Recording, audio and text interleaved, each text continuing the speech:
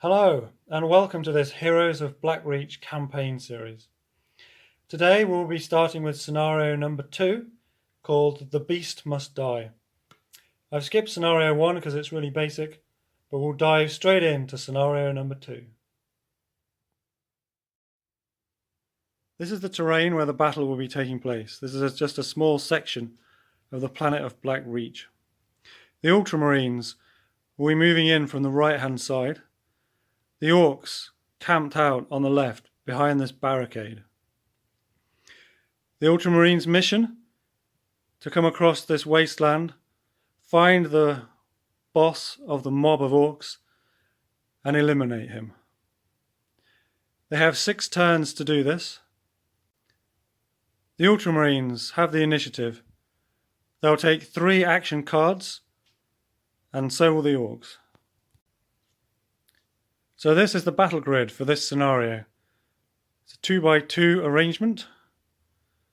We have on the right hand side the deployment zone for the Ultramarines, 3 columns in. On the left hand side we have the deployment zone for the Orcs, any squares behind this barricade. You can see we have various rocks in the terrain blocking line of sight. There are craters that troops can hide in to gain defensive bonuses. Smashed buildings which will obscure line of sight and give defensive cover.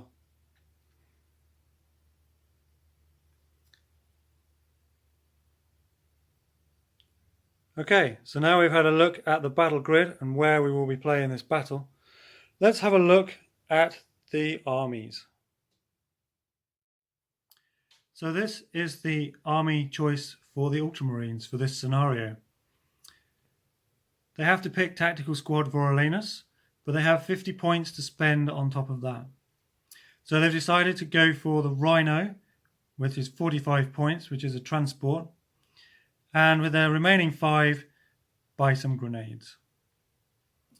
So a quick look what that looks like. So they're bringing Sergeant Voralenus, squad of 2 tactical squads, the plasma gun, 3 grenades, and the Rhino.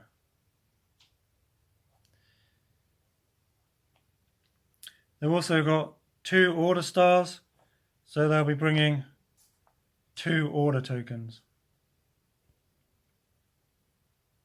Let's have a look at the Orcs. So these are the Orcs. They have to bring the Green Raiders, and they have to bring the boss.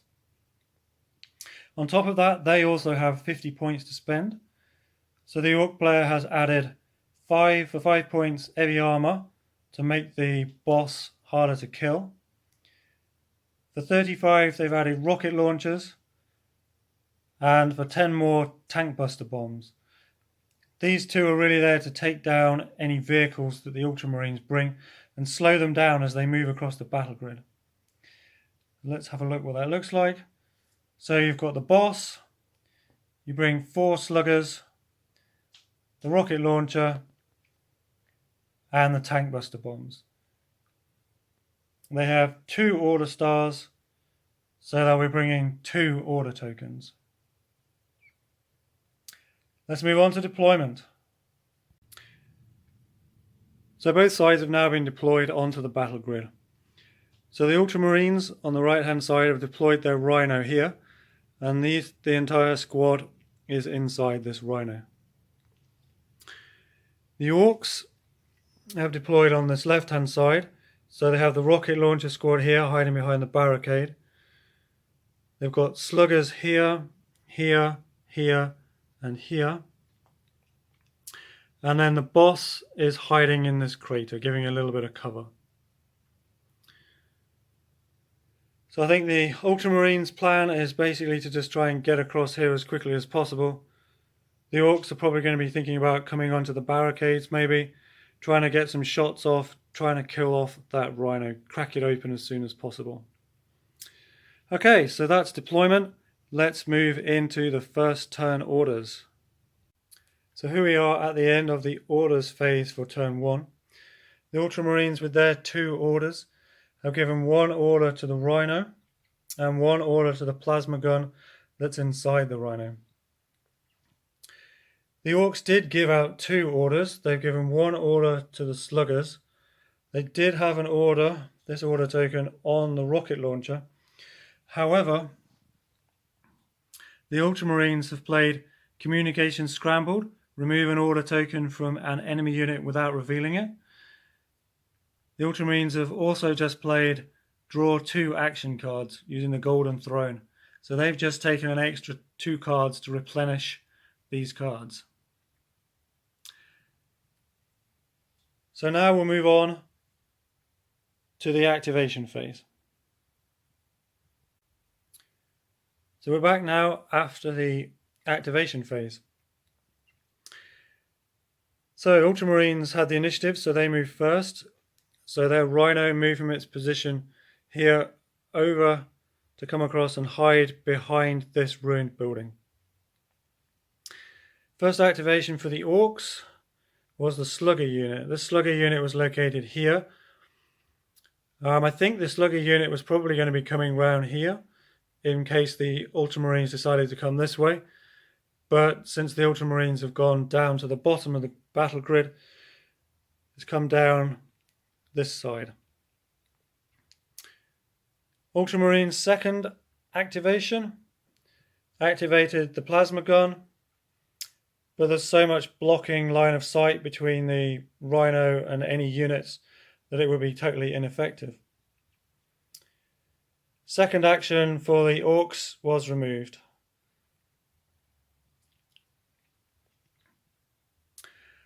So now we'll move on to the supply phase and move the remaining units. Starting with the Ultramarines then, the remaining units get to move, but all these units are embarked in the Rhino, so they've decided to stay exactly where they are. So no movement for the Ultramarines in the supply phase. Coming over to look at the Orcs, the rocket launcher, which lost its order, could then be activated in the supply phase. So he moved round and up onto the barricades. There was an Orc somewhere here that's moved over here. Orc there's moved onto the barricade. And the Orc that was there has moved round here. So we've got some of the Orcs trying to protect this boss, and some of the Orcs moving forward to try and take down that Rhino. So that brings us to the end of turn 1 for the Ultramarines. So we'll now go into the second turn where the Orcs have the initiative. So we're at the end of the orders phase for turn 2. So the Orcs put their orders down first, putting their order tokens on these 2 units closest to the Rhino. Ultramarines have placed 1 order token on the Rhino and 1 on the tactical squad. Okay, so we'll do the activation and return and see what happens. So here we are at the end of the activation phase. So first up was this Orc unit that was placed here. They took a shot at the Rhino, but the Rhino is just simply too strong, too powerful, and too much line of sight blocking terrain for them to be able to actually do any damage.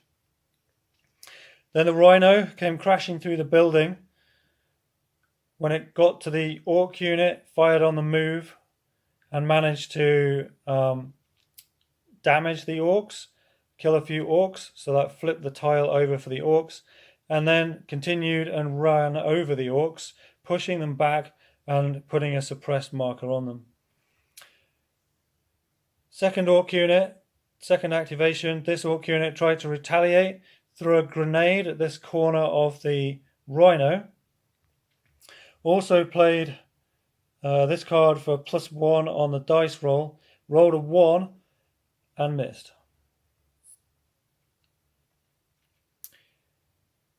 Then the tactical unit that was inside the Rhino came charging out of the Rhino and attacked the rocket launcher that was here.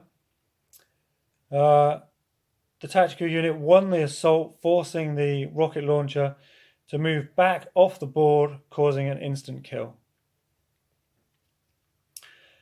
So that's the end of the activation phase. The Rhino now has come through the wall And we'll see what the Orcs do in the supply phase. They can move a few of these Orcs, so we'll see how they respond and what they do.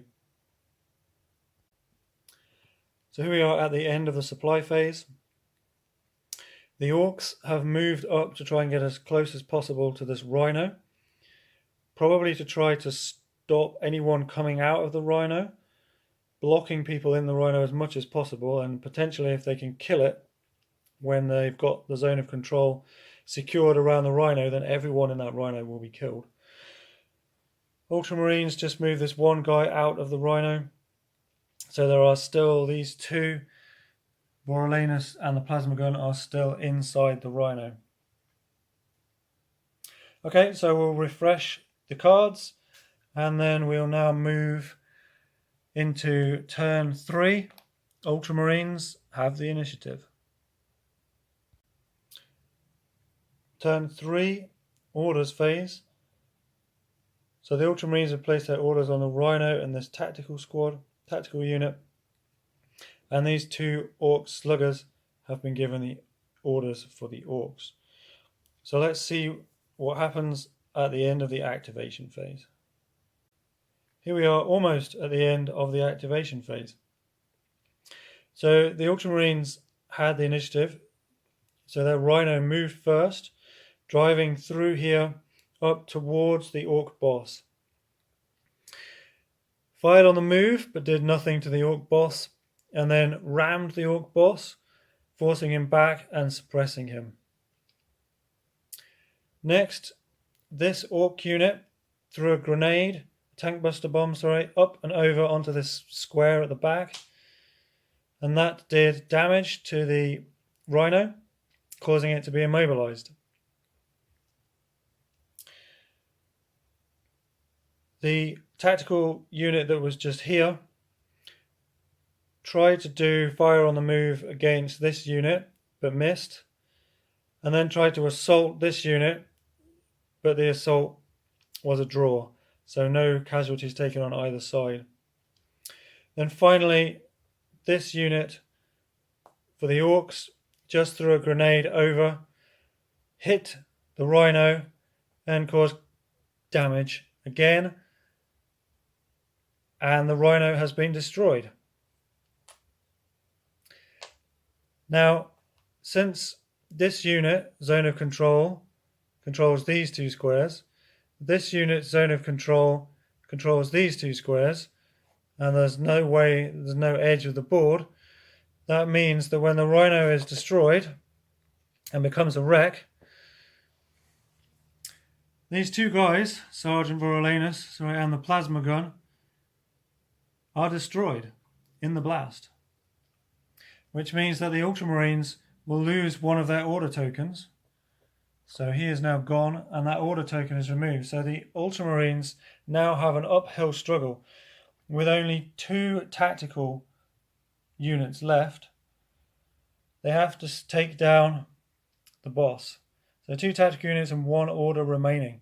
So how can the Ultramarines do this? So we still have a few turns until we get to the end, but it's looking a little desperate now for the Ultramarines, perhaps slightly overcommitting with the Rhino, trying to get right in on the boss, and then a couple of great throws from the Orcs have really put the Ultramarines in trouble. So we'll finish off, we'll move on to the supply phase, and then we'll see what happens in turn 4. Here we are at the end of the supply phase. Only 1 unit moved, so the Ultramarine that was here moved along here and to that point there. None of the Orcs moved. They decided everything was going their way, so they'd stay where they were. So moving on to turn 4 now. Orcs have the initiative. Here we are now at the end of the orders phase. So the Orcs placed their 2 orders here first, and then the Ultramarine player placed his there. At the end of the activation phase, this Ultramarine tactical unit has done some serious damage. So there was a unit of sluggers here which had the initiative and charged the tactical squad when it was in this location, Unfortunately, the tactical squad won that battle, forcing the sluggers to flip over. Then the tactical squad activated, fire on the move, killed the squad, the damaged squad that was here, the damaged mob that was there, and then they charged into that unit and eliminated that unit as well. Then activating this, the orc moved around here and charged and lost the assault. So this tactical squad doing a lot of damage to this pocket of orcs. So we'll move on to the supply phase. Now at the end of the supply phase, the orcs moving first, the boss ran and his bodyguard ran with him, trying to put distance between him and the orcs and the Ultramarines, especially after what happened to the orcs down here. The boss is just a little bit wary of those Ultramarines.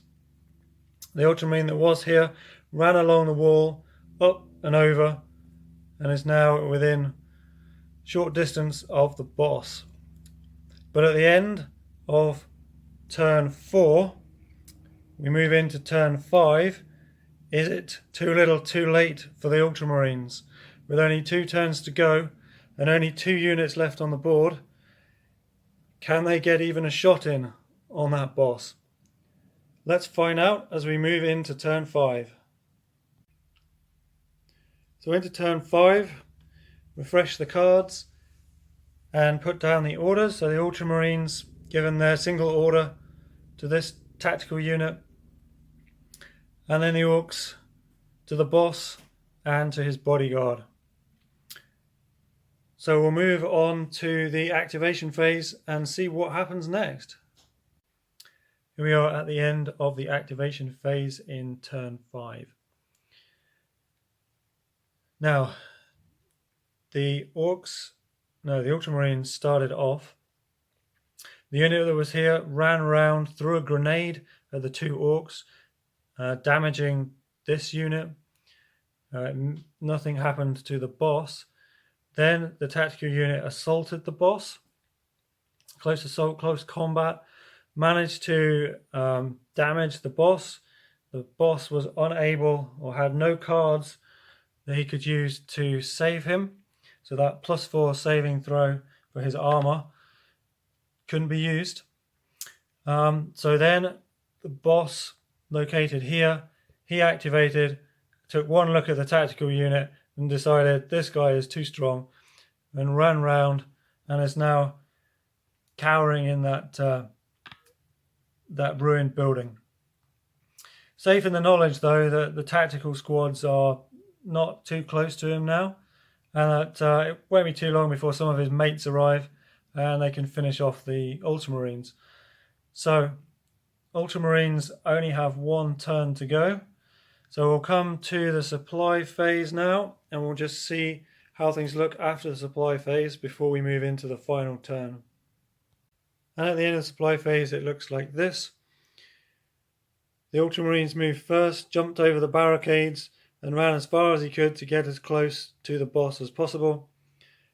And this injured orc unit decided to follow him as well. They're now hiding in that crater. All these units had activated, so they can't do anything in the supply phase. And now we are going to move to turn 6. It is the Orcs having the initiative. What can those 2 units of Ultramarines do with only 1 order left to take down that Orc boss? So this is now the start of turn 6, orders phase.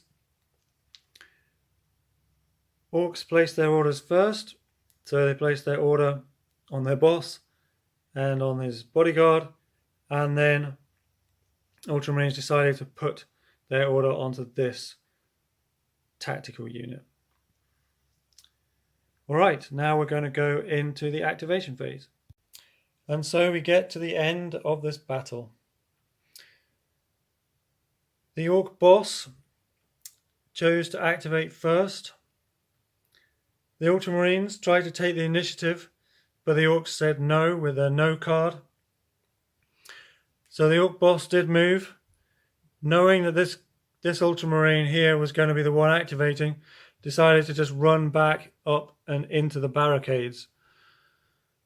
The Ultramarine activated, ran up with an extra movement, and then threw a grenade up and over and into the barricades, but it bounced away, exploded harmlessly, and the Orc boss survives. So this is it. We reach the end of turn 6, and it is a victory for the Orcs. The boss stays alive. Thank you very much for watching this first scenario in this Heroes of Black Reach campaign series. Join me again when we play scenario number 3. Thank you for watching.